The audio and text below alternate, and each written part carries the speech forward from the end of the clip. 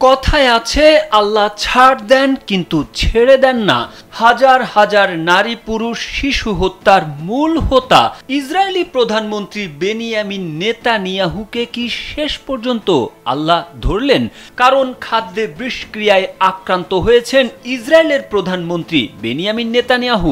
রোববার ব্রিটিশ সংবাদ সংস্থা রয়টার্সের প্রতিবেদনে ইসরায়েলের প্রধানমন্ত্রীর কার্যালয়ের এই তথ্য জানিয়েছে।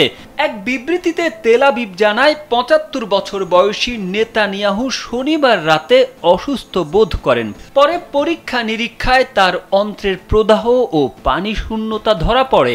এজন্য তাকে রক্তনালীর মাধ্যমে শরীরে তরল পদার্থ দেওয়া হচ্ছে। তবে নেতানিয়াহুর কার্যালয় বলছে খাদ্যে বিষক্রিয়ায় আক্রান্ত ইসরায়েলের প্রধানমন্ত্রী বেনিয়ামিন নেতানিয়াহু বর্তমানে সুস্থ হয়ে উঠছেন।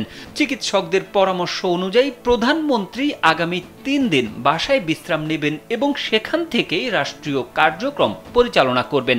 ২০২৩ সালে ইসরায়েলি এই প্রধানমন্ত্রীর দেহে একটি পেসমেকার বসানো হয়। এরপর গেল বছরের ডিসেম্বর মাসে মূত্রনালীর সংক্রমণ ধরা পড়ার পর তার প্রোস্টেটও অপসারণ করেন চিকিৎসকরা।